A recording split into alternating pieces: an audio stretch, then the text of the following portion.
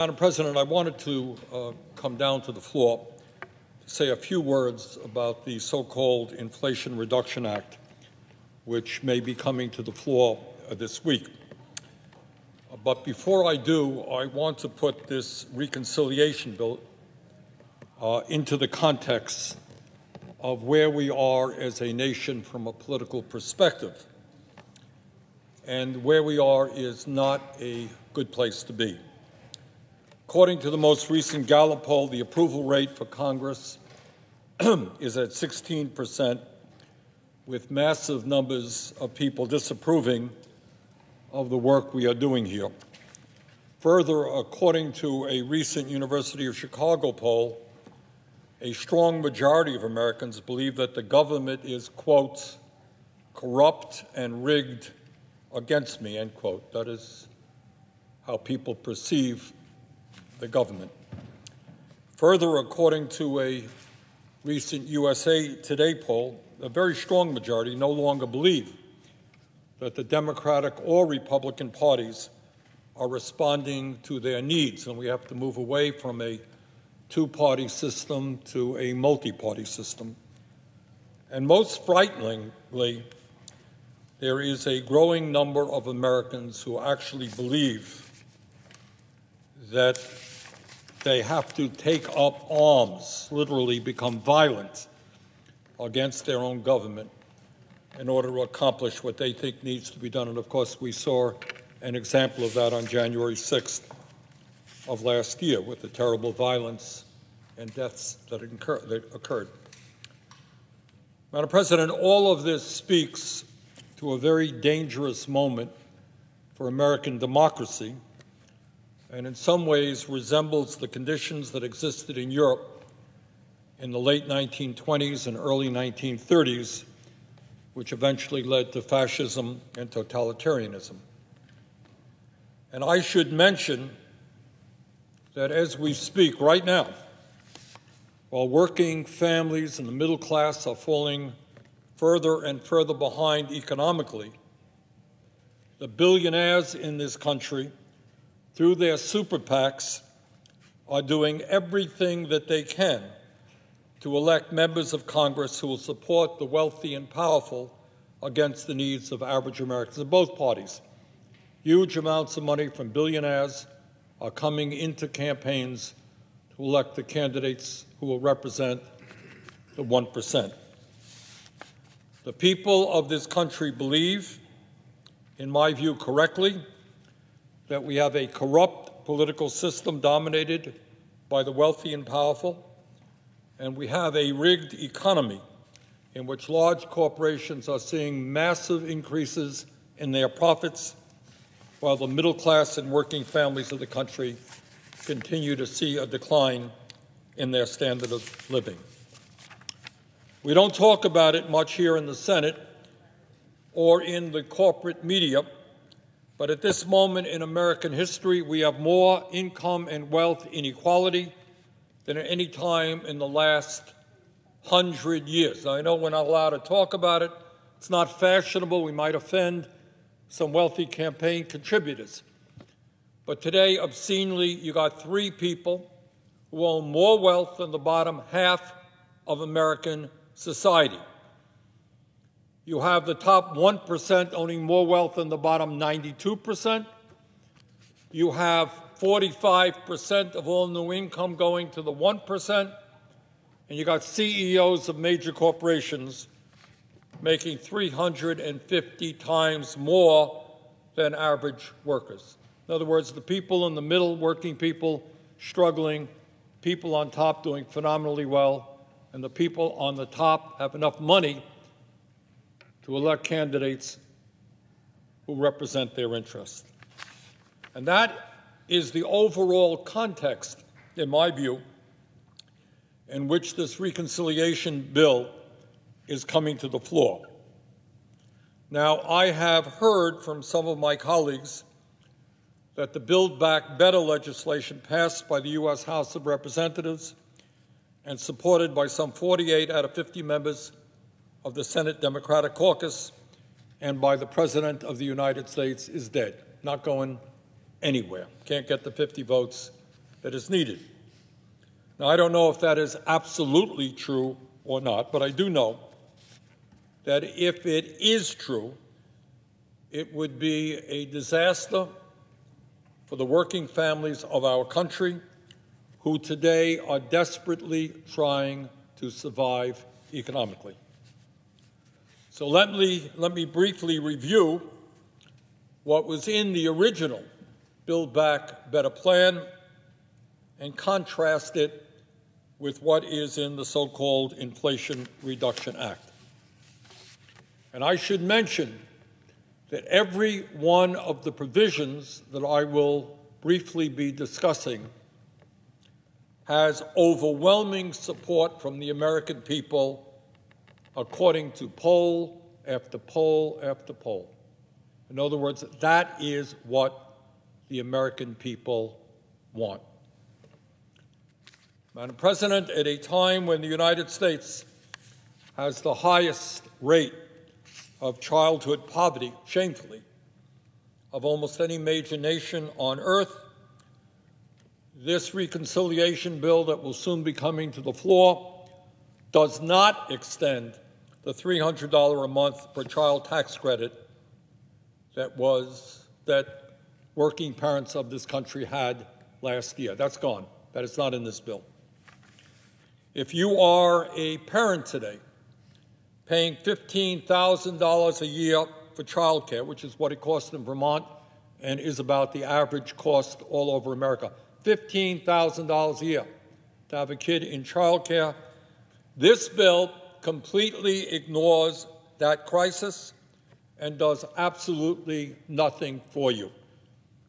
And of course, unlike the original Build Back Better plan, this bill does not provide free and universal pre-K. So if you're a working parent right now struggling to pay for child care, this bill turns its back on you. Madam President, at a time when 45 million Americans are struggling to pay student debt, and when hundreds of thousands of bright young people every year are unable to afford to go to college and get a higher education, this bill ignores that reality and does nothing for these young people.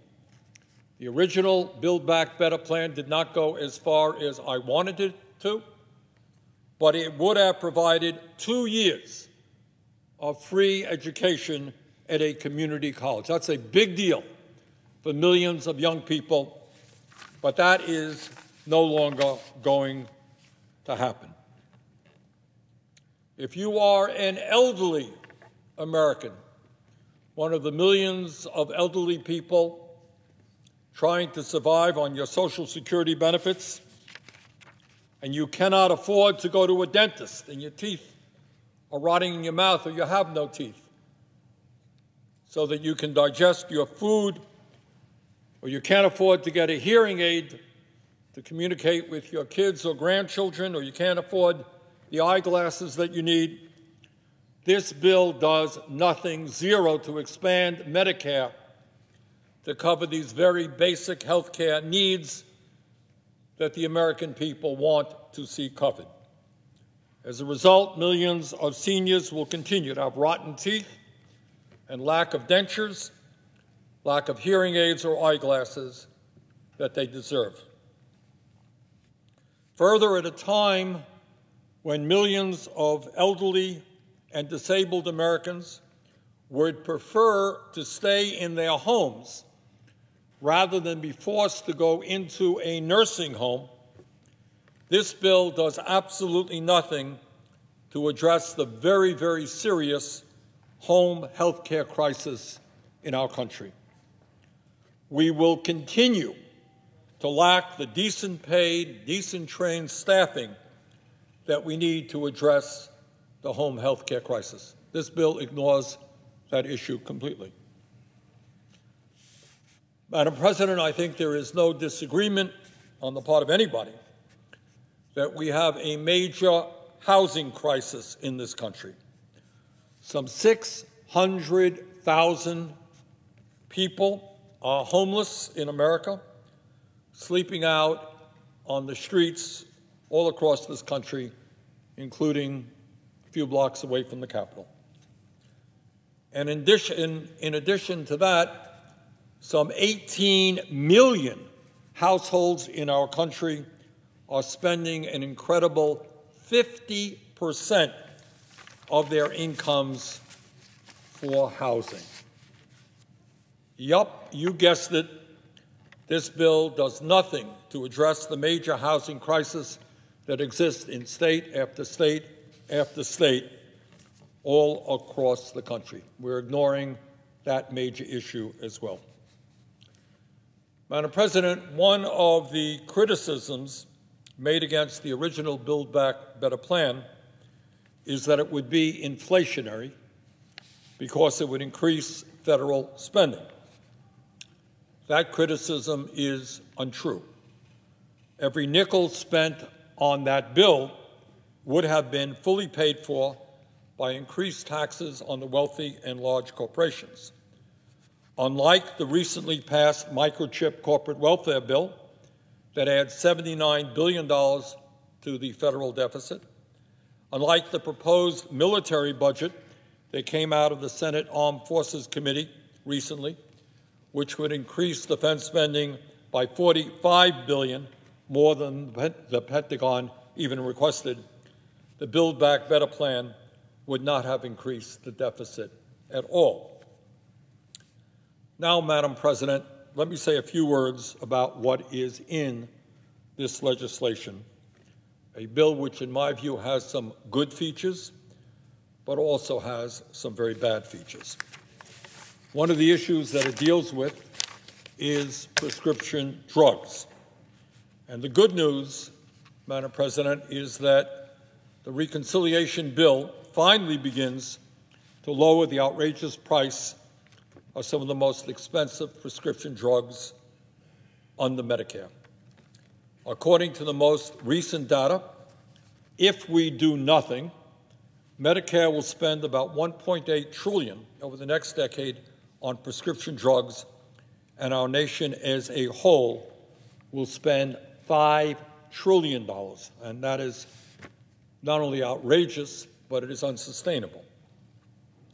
But, Madam President, here is the bad news. The prescription drug provisions in this bill are extremely weak, and it's hard to deny that. They are extremely complex.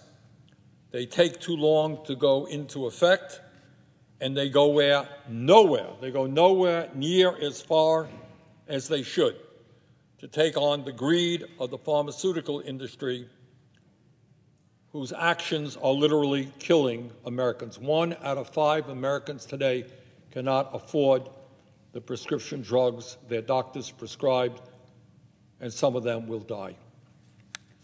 Under this legislation, Medicare, for the first time in history, would be able to negotiate with the pharmaceutical industry to lower drug prices. And that is the good news. The bad news is that the negotiated prices would not go into effect until 2026, 4 years from now. So you're not going to see any changes over the next 4 years. Further, in 2026, only 10 drugs would be negotiated, with more to come in later years. Moreover, with the possible exception of insulin, this bill does nothing to lower prescription drug prices for anyone who is not on Medicare. Under this bill, at a time when the pharmaceutical companies are making outrageous profits, the drug companies will still be allowed to charge the American people by far the highest prices in the world for prescription drugs. A couple of years ago, took a trip with some Midwesterners over the border into Canada, where they purchased insulin for 1/10 of the price that was being charged in the United States, because in Canada, like virtually every other country on earth, they negotiate prices with the industry. Madam President, if we are really serious about reducing the price of prescription drugs, something that the American people desperately want us to do, it is no secret as to how we can achieve that goal. For over 30 years, the Veterans Administration, and I'm very proud of the legislation that we just passed a moment ago for the VA, but the VA has been negotiating with the pharmaceutical industry to lower the price of prescription drugs. They've been doing it for 30 years, not a new idea. Moreover, for decades, virtually every other major country on earth has been doing exactly the same thing, which is why the price of prescription drugs in Canada, Mexico, all over Europe is far less expensive than in the United States. The result of where we are today is that Medicare pays twice as much for the exact same prescription drugs as the VA, and Americans in some cases may pay 10 times more for a particular drug as the people of any major country are. So you have the absurd situation of one government agency, the VA, because they have been negotiating drugs seriously, all drugs, for 30 years, pays half of what Medicare is paying today. In other words, if we are going to solve this problem, when it comes to reducing the price of prescription drugs under Medicare, we don't have to reinvent the wheel. We could simply require Medicare to pay no more for prescription drugs than the VA. And Madam President, if we did that, we could literally cut the price of prescription drugs under Medicare in half. We could cut the price in half in a matter of months, not years. In February, I introduced legislation with Senator Klobuchar that would do exactly that. Under that legislation, we could save Medicare $900 billion over the next decade.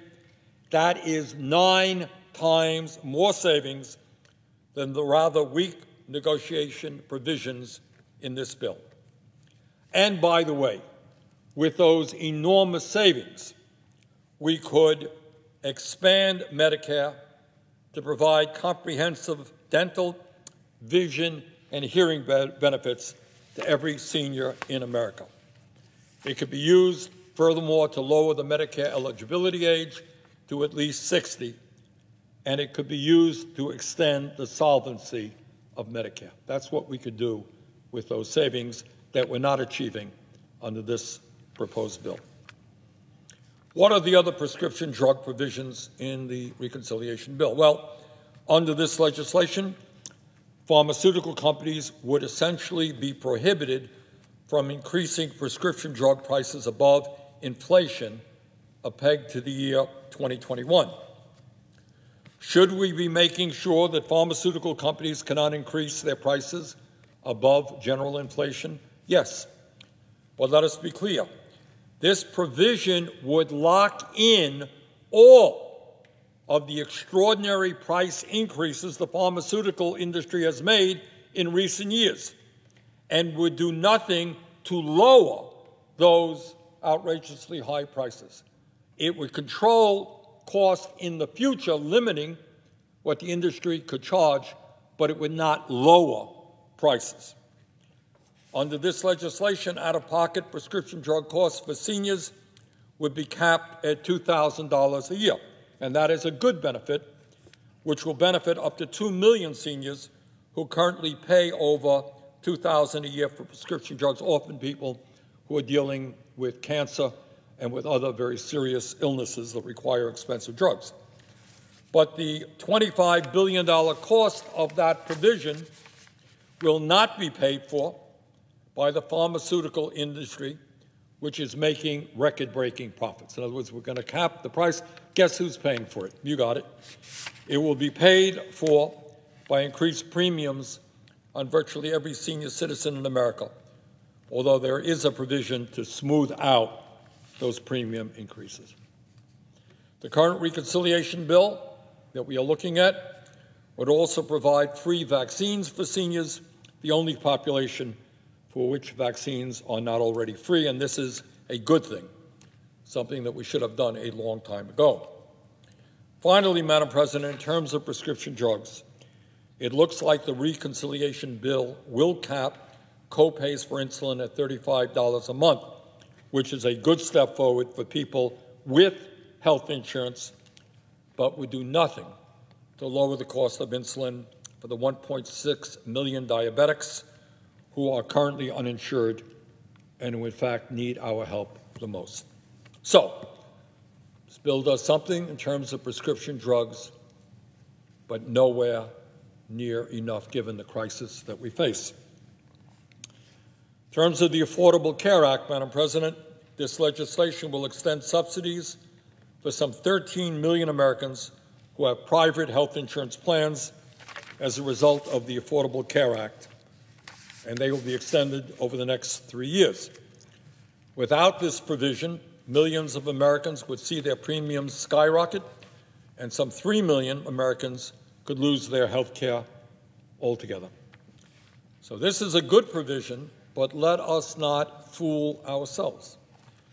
The $64 billion cost of this provision will go directly into the pockets of private health insurance companies that made over $60 billion in profits last year and paid their executives exorbitant compensation packages. It would also do nothing to help the more than 70 million Americans today who are uninsured or underinsured. And there are estimates out there now that some 60,000 people in our country die every year because they don't get to a doctor when they should, because they're uninsured or underinsured. So this bill does nothing, absolutely nothing, to reform a dysfunctional, broken healthcare system which is based on the greed of the insurance industry. Does nothing to address the fundamental crisis of the United States paying by far the highest prices in the world for health care, while over 70 million of us are uninsured or underinsured. Doesn't even touch that. Now, Madam President, let me say a word about climate change and what this bill does and does not do. This legislation provides $370 billion over the next decade to combat climate change and to invest in so-called energy security programs. The good news is that if this legislation were to be signed into law, it would provide far more funding for energy efficiency and sustainable energy than has ever been invested by the government before. That's the good news. This is, however, substantially lower than the $555 billion in the original Build Back Better plan, which understood that climate change is an existential threat to this planet, and it must be addressed in an extremely bold way if we're going to leave a country and world in which our kids and grandchildren can thrive.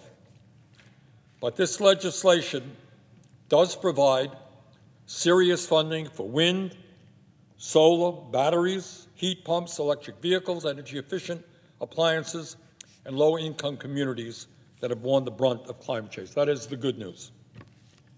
But, Madam President, the very bad news that very few people in the media or in Congress want to talk about is that this proposed legislation includes a huge giveaway to the fossil fuel industry, both in the reconciliation bill itself and in a side deal that was just made public yesterday. Under this legislation, the fossil fuel industry will receive billions of dollars in new tax breaks and subsidies over the next 10 years, on top of the $15 billion in tax breaks and corporate welfare that they are already receiving.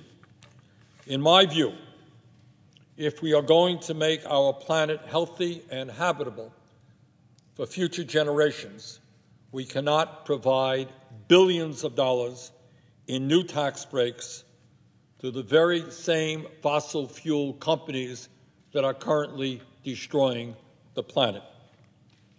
Think about it. At a time when the scientists all over the world tell us we've got to break our dependence on fossil fuel, this legislation provides billions in new tax breaks to fossil fuel companies.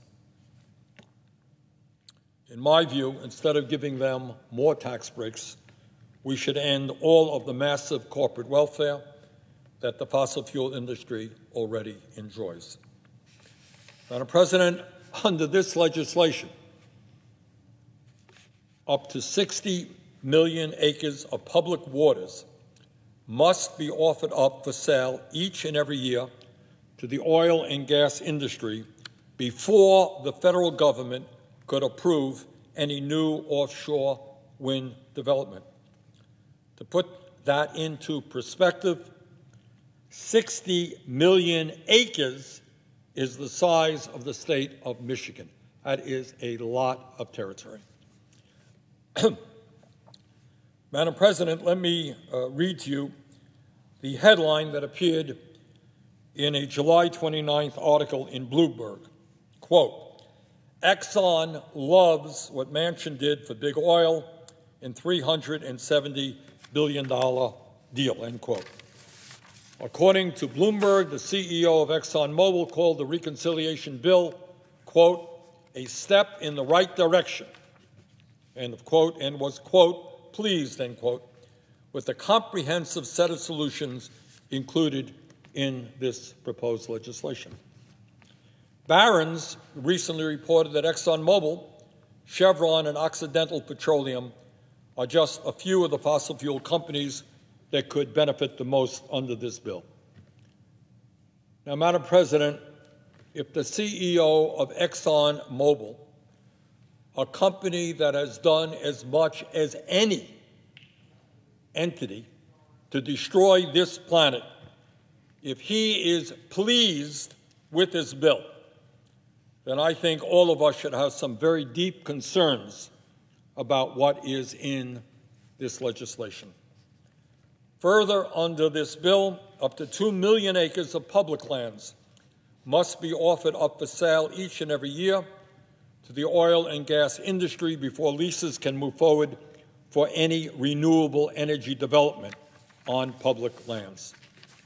In total, this bill would offer the fossil fuel industry up to 700 million acres of public lands and waters going to oil and gas drilling over the next decade, far more than the oil and gas industry could possibly use. And, Madam President, that is not all. The fossil fuel industry will not just benefit from the provisions in the reconciliation bill. A deal has also been reached to make it easier for the fossil fuel industry to receive permits for their oil and gas projects. This deal would approve the $6.6 billion Mountain Valley Pipeline, a frack gas pipeline that would span 303 miles from West Virginia to Virginia and potentially on to North Carolina. This is a pipeline that would generate emissions equivalent to that released by 37 coal plants or by over 27 million cars each and every year. Seems to be a very strange way to combat climate change. Madam President, let me quote a statement from 350.org, one of the leading environmental groups in the country, on this subject. And they say, and I quote, this latest bill has a few good pieces, lengthening the tax credits for green energy projects from 2 to 10 years to ensure steady growth in the wind and solar industry, providing incentives for companies to buy, for consumers to buy electric vehicles, and installing heat pumps to make green energy use more widespread. However, the amount of giveaways to the fossil fuel industry is so wide in scope that it turns all of the gains in addressing the climate crisis into a moot point, end quote, 350.org. And Madam President, here's what the Center for Biological Diversity had to say on this bill, quote, this is a climate suicide pact. It's self-defeating to handcuff renewable energy development to massive new oil and gas extraction. The new leasing required in this bill will fan the flames of the climate disasters torching our country, and it's a slap in the face to the communities fighting to protect themselves from filthy fossil fuels, end of quote. That's the Center for Biological Diversity.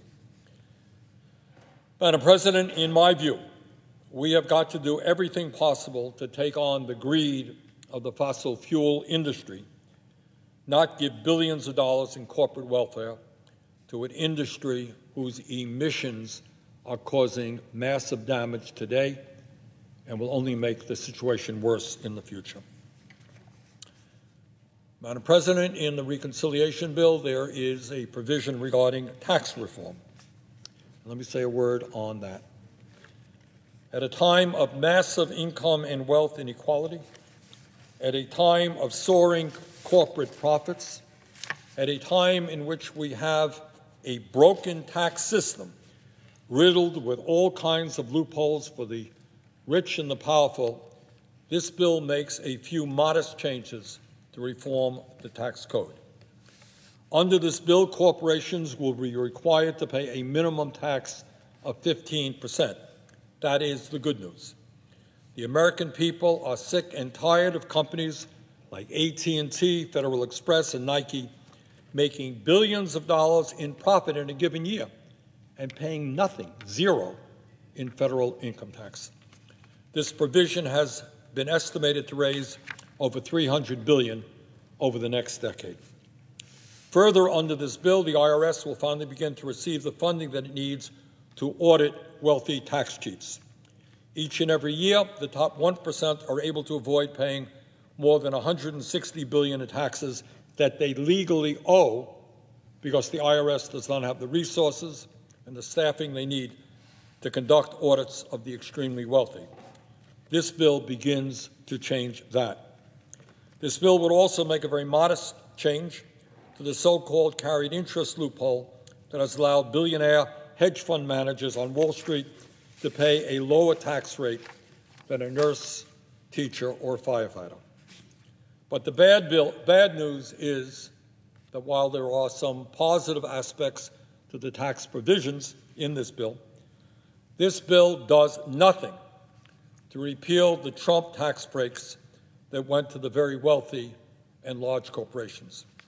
Trump's 2017 tax bill provided over $1 trillion in tax breaks to the top 1% and large corporations. In fact, 83% of the benefits of the Trump tax law are going to the top 1%, 83% of the benefits, and this bill repeals none of those benefits. They remain in existence. And Madam President, let us not forget, it is very likely that Congress will be doing a so-called tax extenders bill at the end of the year that could provide corporations with up to $400 billion over the next decade in new tax breaks. If that occurs, that would more than offset the $313 billion in corporate revenue included in this bill. So that, Madam President, is where we are today. We have legislation which, unlike the original Build Back Better plan, ignores the needs of the working families of our country in child care, pre-K, the expansion of Medicare, affordable housing, home health care, higher education, and many, many other desperate needs that families all across this country are facing. This is legislation which, at a time of massive profits for the pharmaceutical industry, and we pay by far the highest prices in the world for prescription drugs, takes some very modest steps to lower or control the price of medicine. This is legislation which has some good and important provisions pertaining to energy efficiency and sustainable energy, but at the same time provides massive giveaways to the fossil fuel industry whose emissions are destroying the planet. This is legislation which appropriately ends the absurdity of large, profitable corporations paying nothing in federal income tax, but at the same time leaves intact virtually all of Trump's tax breaks for the wealthy and large corporations. Madam President, this more than 700 700-page bill. After months of secret negotiations, became public late last week. 700-page bill, months of secret negotiation was made public last week. In my view, now is the time for every member of the Senate to study this bill thoroughly and to come up with amendments and suggestions as to how we can improve it. I look forward to being part of that process and working with my colleagues to make that happen. Thank you, Madam President, and with that, I would yield the floor. The senator from Rhode Island. Every once in a while,